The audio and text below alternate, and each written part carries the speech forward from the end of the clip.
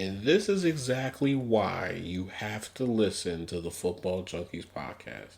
Because I knew one of the games that I predicted last week, it was going to happen. And it was the game that I least expected that it was actually going to happen. And what was that game? The Commanders and the Lions. Man, oh man, if the Commanders make it to the Super Bowl, I won't have a leg to stand on in my own household. I can't talk trash to none of my parents or anybody else that I know that are Commanders fans. Hopefully that doesn't happen though. But let's get into the things that we do need to talk about, which is Ben Johnson is now the head coach for the Chicago Bears, okay? Lou Anarumo joins the Colts, okay? Texans versus Chiefs. We got to talk about that game because there's a lot of controversy behind that, okay? Commanders and Detroit Lions. The Lion was slayed in Detroit.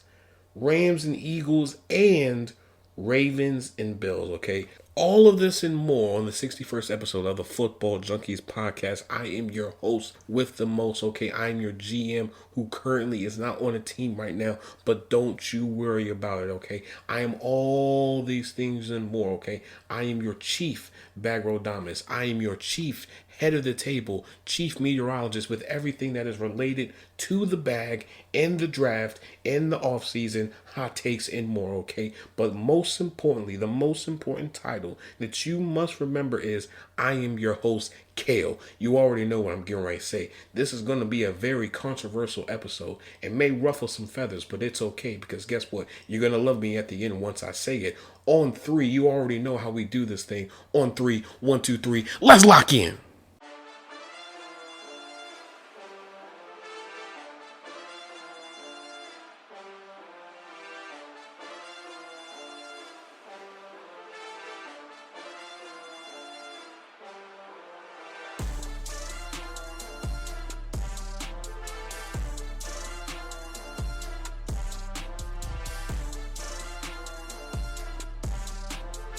All right, folks, let's just get into the meat and potatoes of everything that is going on in the league right now. I know I just sound like a rapper. That's crazy, but who cares about that? So, Ben Johnson going to the Bears. Okay, so let's just get into this thing. Now, on one hand, I do understand this decision. You know, you want to pivot, you want to, make a different decision with drafting Caleb Williams and whatnot. And Caleb Williams has said publicly that he wants an offensive-minded head coach, which is perfectly fine. But I would have thought the Bears would have taken a route and decided to go with a more veteran approach when it comes to head coach, simply because, for one, this is still a fairly young team, and two, you want somebody who has experience being a head coach and who has experience dealing with multiple types of personalities, right? You may have somebody that is a drama king. You may have someone that's super emotional. You may have someone that's a crash out. You may have someone that, you have to push a little bit just to get certain responses and whatnot. That's when you have a veteran head coach who knows how to deal with all those things. Compared to somebody who this is their first time being a head coach. Like, it's different being a coordinator when you just have to focus on your side of the ball compared to being a head coach. Because now anything and everything that happens is now brought to your plate. If somebody, gets into a car accident at 2 o'clock in the morning and they find out that they were drunk driving, guess what? You're getting that phone call. If somebody gets robbed and their house gets broken into, most likely you're going to get that phone call.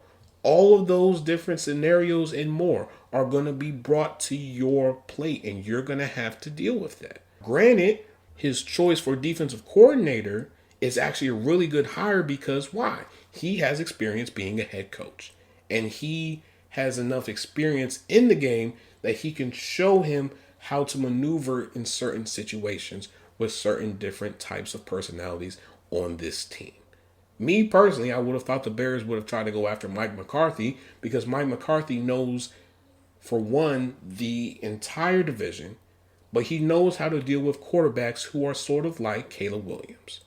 Now, I will say this. The Bears did keep their word and said that they was going to cast out a wide net when it comes to their next head coaching hire. Let's just read off some of these names that they brought in for a head coaching job. Arthur Smith, Brian Flores, Joe Brady, Todd Monken, Mike McCarthy, Thomas Brown, Ron Rivera, Aaron Glenn, Ben Johnson, Mike Kafka, Pete Carroll, Anthony Weaver, Drew Petzing, Eddie George, yes, the Eddie George, Mike Vrabel. They even called about Mike Tomlin to see if the Steelers will be willing to trade for him. And the Steelers, redirected that to Mike Tomlin, and Mike Tomlin said no. And even then, Mike Tomlin has a no trade clause in his contract. So he has the final say in that anyway. So they did their job. Now it's time to see how things are going to go moving forward. Because again, this team has a lot of talent on both sides of the ball. And if you bring in the right coaching staff, this team could be competitive against the Packers and the Vikings and the Lions within their division. They can do it. It's just they need the right coaching staff to really bring out the best of this team. Now, do I think Ben Johnson can do it? I don't know. Only time will tell. But when we look at, his track record with the Lions, when it came to the offense, it does speak for itself. I mean, let's just look at this for a second here, okay? According to Next Gen Stats, shout out to them, all right? So in 2022, the Lions' offense was 8th in passing and 11th in rushing.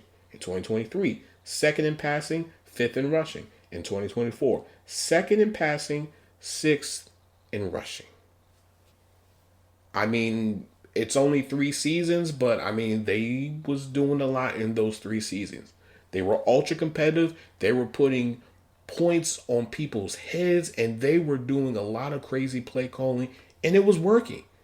Is that going to translate with the Bears? I don't know. This is a situation where only time will tell. Before we start to, make our assumptions and predictions and, I heard it from this person, that person, we have to give this thing time. That is the only way we will know if this was a good hire, if this was a bad hire, or this was a hire they never should have done or never even should have entertained. But we do have to talk about another hiring, but this one isn't a head coach. This is a defensive coordinator. So former Bengals defensive coordinator Lou Anarumo is now joining the Colts, okay? Now this is somewhat of an interesting hire simply because the Colts defense is actually pretty good, all right? You got Julius Brents, you got Kenny Moore, you got DeForest Buckner, you got Kwity Paye, you got Grover Stewart, you got Zaire Franklin. They got some pieces on that defense. And I think somebody like Lou Anarumo is actually a really good hire. Now, granted, I understand Bengals fans, you're probably saying something a little bit different, but the fact of the matter is you have a veteran defensive coordinator who did have a little bit of success, just a little bit, not saying a whole lot, but just a little bit. We're going to get into the rankings just in a moment. He did have some success. And so I think being in a more stable situation with a team that does have a variety of, great defensive pieces, I think he can do something with this compared to being with the Bengals who, outside of their Super Bowl year, they basically lost a majority of their players to either free agency or trades. But let's get into these rankings, okay? So in 2019, the Bengals defense ranked 21st in passing defense and 32nd in run defense. 2020, 19th in pass defense, 29th in run defense. 2021, 26th in pass defense, 5th in run defense. 2022, the Super Bowl year, 23rd in pass defense, 7th in run defense. 2023, 28th in pass defense and 26th in run defense. 2024, 21st in pass defense and 19th in run defense. He was trying to do the best that he could do with little to no talent. Outside of Trey Hendricks and Mike Hilton and Sam Hubbard, who else could you really say was really doing a whole lot? Even Geno Stone. Geno Stone, he was doing his thing every once in a while, but compared to those years when they had Jesse Bates and they had DJ Reader and Larry Ogunjobi and, they just had a really good defense. And they lost it because why? A lot of those people were only there for maybe 1 to 3 years at best. So again, some of this falls on his lap because, you are supposed to do a little bit better with what you have. But at the same time, he can only do so much when the team hasn't been hitting on their draft picks, especially on their defensive draft picks. They've allowed certain players to just walk and not even try to at least try to put up a fight with trying to keep them. Like, a lot of this stuff was out of his control, but ultimately he was the scapegoat because since the Super Bowl year, this defense has just nosedived to the ground. Sometimes you do have to be the scapegoat, and he was, but at the same time, this could be a blessing in disguise for him because now he's put into a more stable situation with better pieces that have more upside with their game. So only time will tell with this situation. Now, I will say this. This does make things very interesting for that division because now that you have someone like him with the Colts, I don't know. It may make things a little bit difficult for the Texans and everybody else. Who knows? I don't know. Just saying. Let's just get into these games, though. The first one, the most controversial one, Texans and Chiefs. So, CJ Stroud, 19 for 28, 245 passing yards, 8.8 yards per attempt, and a 67.9 completion percentage. Joe Mixon, 18 attempts for 88 rushing yards, 4.9 rushing yards per attempt, 1 touchdown, and 2 rushes of 10 plus yards or more. Nico Collins, 8 targets for 5 receptions, 81 receiving yards, and 16.2 receiving yards per reception. Patrick Mahomes, 16 for 25, 177 passing yards, 7.1 yards per attempt, and a 64% completion percentage. Kareem Hunt, 8 attempts for 44 rushing yards, 5.5 rushing yards per attempt, 1 touchdown, and 2 rushes of 10 plus yards or more. Travis Kelce, 8 targets for 7 receptions, 117 receiving yards, 1 touchdown, and 16.7 receiving yards per reception. This is what I will say about this game. Low-key, this was a very interesting game. For starters, the Texans special teams was just not there, okay? They failed them horribly. I get it, there was some wind, but come on, man. That was just egregious when it comes to the special teams, okay? Not to mention, the Texans' offensive line was not helping CJ Stroud out at all, okay? George Karlaftis was doing his thing. Chris Jones was doing their thing. They were getting through. I know this is a little bit too early to talk about it, but most likely the number one priority for the Texans will be offensive line. For sure. 100%. Especially after this game. Because the Chiefs' defensive line just came in and they created constant pressure on CJ Stroud to the point where he really wasn't as effective as what he probably should have been. We also have to talk about the refs, okay? And I understand, some people are going to say, well, the refs only try to do their job. It's a very hard job. I understand that. I get all of that. But at the same time, we need to implement replay assist at this point because this is bad. Will Anderson, that was not a late hit. So I don't understand why are you guys calling it. And then you have Patrick Mahomes who basically flopped to get the other call. What are we doing here, folks? Even Troy Aikman said it. And Troy Aikman usually is aligned with the quarterbacks. But I had to side with him. This was egregious. This was a bad refereeing type of game. But these are the type of games that nobody really likes to watch because why? Everybody knows they're always going to side with the Chiefs. Every single time. And that is something that needs to be talked about a little bit more because you need to implement replay assist, especially for both of those plays, especially for that second one, because when you look at the replay, neither one of those players created contact with Patrick Mahomes. They actually ran into each other. They didn't even run into Patrick Mahomes. They ran into each other. So why are you calling the flag? And then when they asked him about it, their explanation was even worse. But all in all, we can all say that we definitely expected the Chiefs to make it to the AFC Championship as usual. Because why? The Chiefs are the cash cow, and you got to keep the cash cow going because if you don't, no one's going to be interested in watching the playoffs. So that's that. Not going to get into it because if I do, I'll just go on an entire, 30-minute rant about the refs and the Chiefs and whatnot. It's not worth it. So let's just get into another game that was definitely interesting, and that is the Commanders and Lions game. Now, if you would have told me the Commanders would have won the way that they would have won, I would have called you a liar. But before we go any further, let's just get into these stats, okay? Because I know this is going to be a pretty long, well, actually not even really. It's going to be pretty short with this one, though. Jaden Daniels, 22 for 31, 299 passing yards, 2 touchdowns, 9.6 yards per attempt, and a 71 completion percentage, okay? Brian Robinson, 15 attempts for 77 rushing yards, 5.1 rushing yards per attempt, 2 touchdowns, and 3 rushes of 10 plus yards or more. Jared Goff, 23 for 40, 313 passing yards, 1 touchdown, 7.8 yards per attempt, and a 57.5 completion percentage. Jahmyr Gibbs, 14 attempts for 105 rushing yards, 7.5 rushing yards per attempt, and 2 touchdowns and 5 rushes of 10 plus yards or more. Amon-Ra St. Brown, 10 targets for 8 receptions, 137 receiving yards, and 17.1 receiving yards per reception. Now, this is what I will say about this game. I'm just going to be completely honest here. I don't think Jared Goff should have continued to play, because you could see Jared Goff was definitely affected after that hit from Frankie Louvu. You can definitely tell that he was seeing stars and rubber ducks and whatever else that they used to show in the old cartoons, because man, oh man, he was gone after that hit. But the Commanders came in and they basically said, listen, we know that everybody is saying that you guys are going to beat us, wipe the floor with us and everything. Well, we're going to put up a fight and we're going to punch you in the mouth, and there's nothing that you can do about it. And that's exactly what they did. Jaden Daniels, from the first drive to the last drive, came in guns blazing, okay?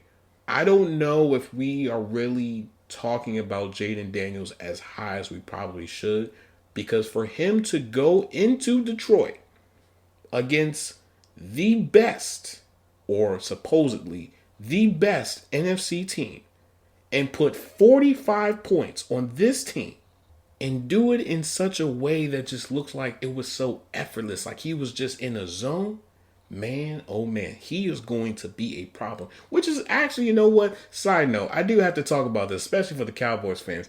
It's just weird to me how Jaden Daniels has done more in his first year than what Dak Prescott has ever done in his entire career. Just saying, moving forward, back to the game though. But all jokes aside, you can definitely tell that the Commanders came in on a mission, okay? They were trying to prove people wrong that, listen, we are that team. This is our year. We are going to fight tooth and nail with the best of them. We don't care who you have. We don't care what stats you've done. We don't care how many points you put on all those other teams. You guys are going to have to go up against us. And that is what carried them to victory, okay? But when we look at it from the Lions standpoint, especially on the defense, they were struggling. And granted, the Commanders were doing their thing, but it's just they could not get home when it came to trying to sack Jaden Daniels, when it came to, trying to throw Jaden Daniels off. They could not do it. Jaden Daniels kept his composure and was just throwing lasers every single time. Laser. But from the Lions side, though, you have to be disappointed because you worked so hard to get the number 1 seed. You overcame multiple, season-ending injuries from your top players.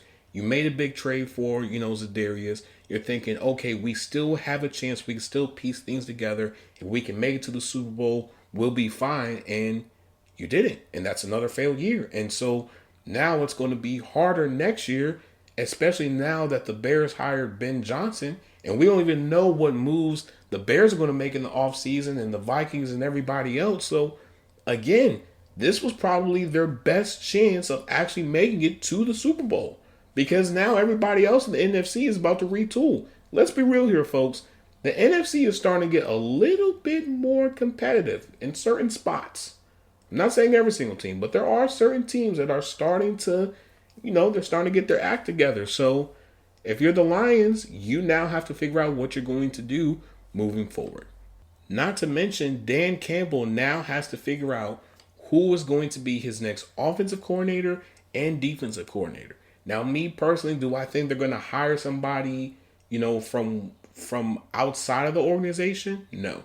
I think they're probably just going to promote people internally and just keep the ball rolling. They may add in maybe 1 or 2 more people, as assistants or whatever. But I don't think they're going to make like a big time, hire both offensive coordinator and defensive coordinator. But I am a little bit curious to see, will Jared Goff still have the same success that he has had with a new, offensive coordinator and with a new system. I am curious about that. Same thing with the defense too. There's a lot of question marks with this team. But let's get into this Rams and Eagles game though, all right? So, Matthew Stafford 26 for 44, 324 passing yards, 2 touchdowns, 7.4 yards per attempt, and a 59.1 completion percentage. Kyron Williams 19 attempts for 106 rushing yards, 5.6 rushing yards per attempt, and 2 rushes of 10 plus yards or more. Puka Nacua, 14 attempts for 6 receptions, 97 receiving yards, and 16.2 receiving yards per reception. Jalen Hurts, 15 for 20, 128 passing yards, 6.4 yards per attempt, and a 75% completion percentage. Saquon Barkley, 26 attempts for 205 rushing yards, 7.9 rushing yards per attempt, 2 touchdowns, and 2 rushes of 10 plus yards or more. Dallas Goedert, 4 targets for 4 receptions, 56 receiving yards, and 14 receiving yards per reception. This game was really good, okay? On top of it being somewhat of a snow game too, it was actually really good. I'm not going to lie. I was low-key rooting for the Rams to win because Eagles fans, you guys are a little bit too cocky for me personally, but that's another story for another day. But this was one of those games where the Rams could have won, but they made a mistake at the wrong time. Kyron Williams fumbled at the wrong time, and before you know it, the Eagles are starting to gain some momentum. The crowd's getting a little bit loud, and then Jalen Carter makes, the game-sealing sack, and the rest is history. But I will say this, for all the Rams fans that think, this was a bust of a season, no. You actually overcame your own struggles because in the beginning of the season, I was under the impression that, okay, this is going to be a down year. They're most likely going to, offload some of their veterans and probably, get a high pick and really, continue to build this team. But no, they persevered. They fought tooth and nail towards the end of the regular season, got into the playoffs, kept on winning, and then went up against the Eagles. And they were holding their own against the Eagles for a while. But as time progressed and as, the mistakes started to pile up and them not converting on, third downs and whatnot, it just made things even worse. And so ultimately, I think they exceeded their expectations. This definitely shows that there is a lot of upside with this team. And I do think that is something that the Rams can, hang their hat on. Because again, this is a fairly young team. Outside of Cooper Kupp and Matthew Stafford, everybody is still fairly young. Everybody is either, in their prime or about to hit their prime. And so this is a good sign for the Rams. Now, for all the other NFC teams, this is actually bad for them because why? If the Rams can make it this far with this team and hold their own against the Eagles, what makes you think they can't do it against you? Just saying. But for the Eagles, though, they played mistake-free football. They realized that, listen, we are not going to turn this ball over. We are going to run the ball. We're going to play great defense. And we are going to fight tooth and nail.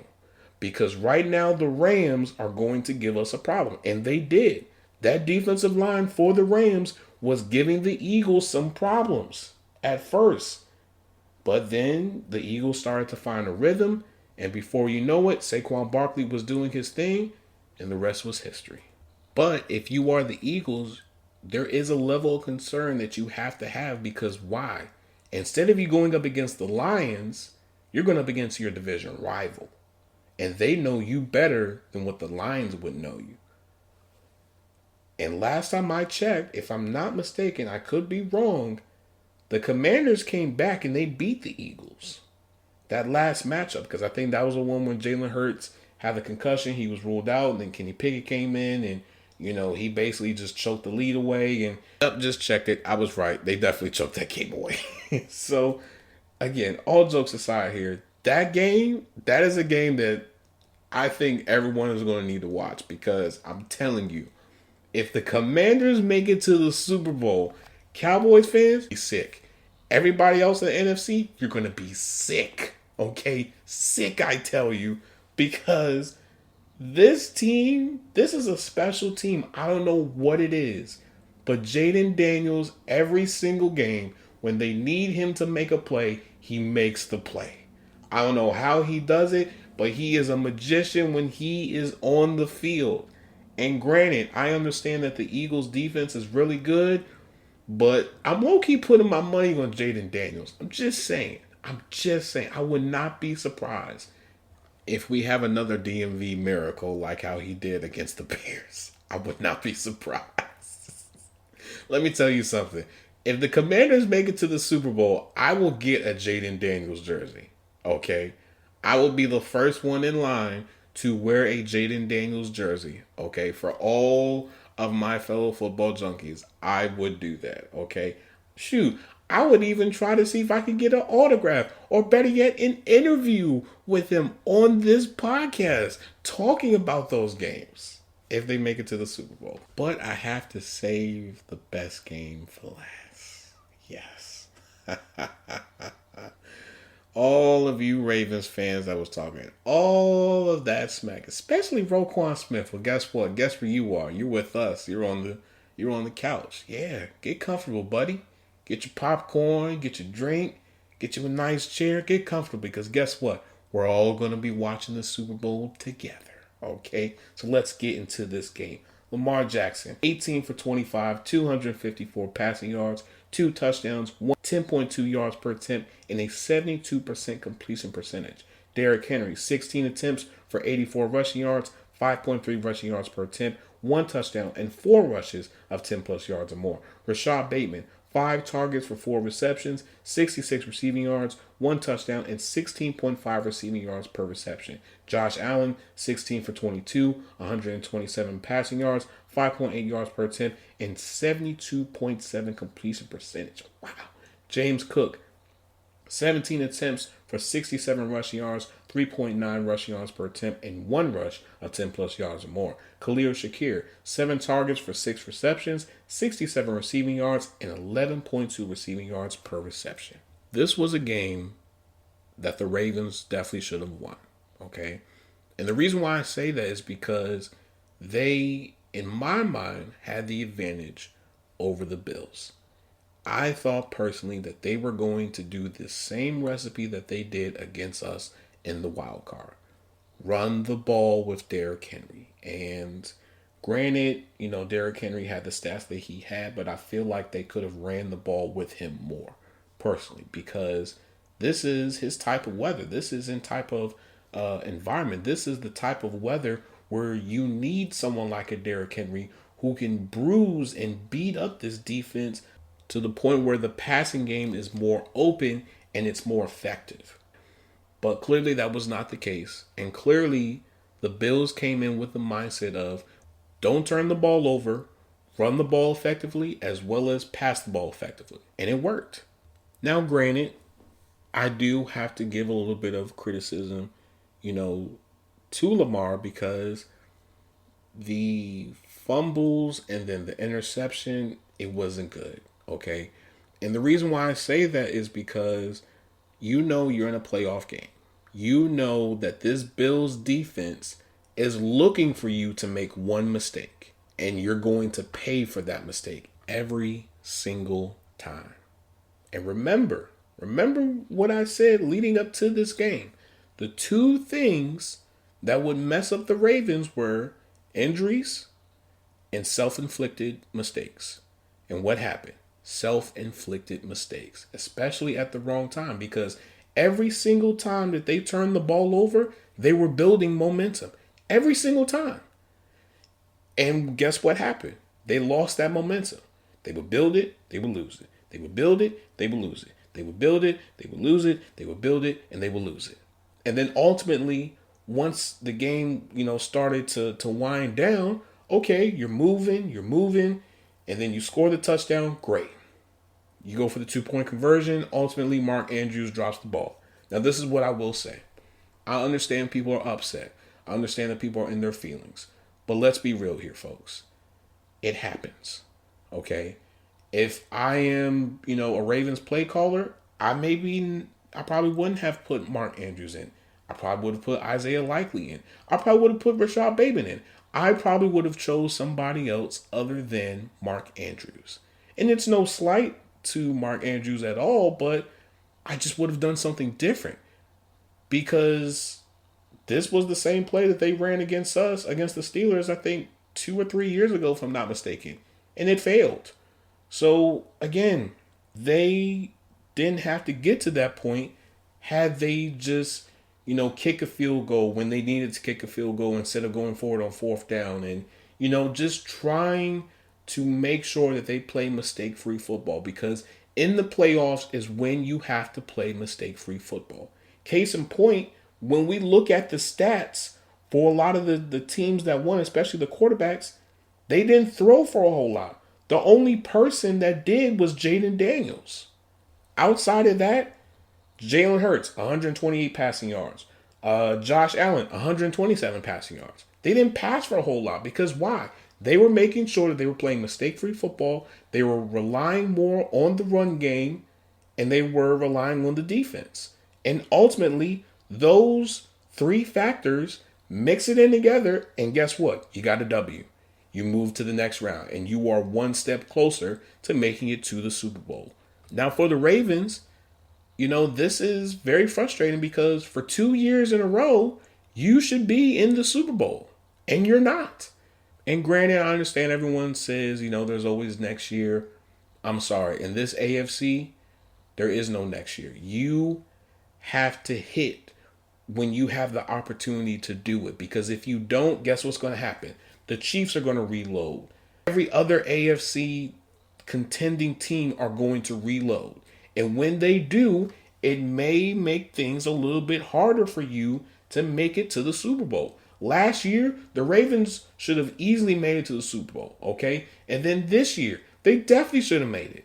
But again, those self-inflicted wounds at the wrong time essentially costed them the games and ultimately costed them a chance of making it to the Super Bowl. But I'm going to end this episode here. If you guys like what you are listening, please make sure that you guys download the episodes and leave a 5-star review on anywhere that you listen to the Football Junkies podcast. Okay, we are available on RSS feed, Spotify, Apple Podcasts, and anywhere else that you listen to podcasts. Okay, for my YouTube people, Football Junkies Pod. Okay, Football Junkies Pod. When you go on the YouTube page, we do have a link tree. That link tree will direct you to anywhere and everywhere that we have Football Junkies content. Okay, for my TikTok people, Football Junkies Pod as well. Football Junkies Pod clips. I'm going to be working on those once I am done recording this episode. Okay, so stay tuned for those.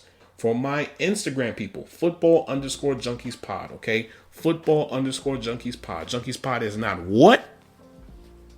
It is together, not spaced. Okay, it is together, not spaced. For my Blue Sky people, yes, I know we got some people that are on Blue Sky. All right, you can find me on Blue Sky at GM Kale Blue Sky Social, okay? GM Kale, that's all together, it's not spaced together. GM Kale, Kaile, Blue Sky Social, okay? For my Twitter people, all right? I forgot which one is it. Yeah, it's that one. For my Twitter people, you can follow me at Sir Football Junk, okay? Sir Football Junk. I was trying to add Junkie, but they wouldn't allow me to do it, but I'll probably fix it. But you can follow me on Twitter at GM Kale as well on there. That's where I put a lot of my mock drafts. I interact with a lot of people, share my thoughts about, people's mock drafts and all those different things. So just, follow me on all my socials and everywhere that I have Football Junkies content on, all right? So as always, I hope I gave you guys the fix that you guys need. I love you guys. I appreciate you guys so much. I will say this, there's a good chance we may try to get into the offseason just a little bit. If enough people comment on this episode, I can probably start working on, a small little topic for the offseason for certain teams. Because I want to save the bigger stuff for the offseason once the season is completely over and we can go by division. And, we can talk about teams and the cap space and their draft needs and free agency needs and, their free agents and all those variety of different things. Okay, so that's probably going to be a series because then that can tie us into free agency. Then, once that's when the episodes start cranking. And then you got, training camp and then the draft. Who knows? It's a lot of stuff coming. So just just work with me. All right. So as always, I love you guys. I appreciate you guys so much. This is your GM who currently is not on the team right now, but don't you worry about it. Don't you worry about it. Kale signing out. Peace and love. I'm out.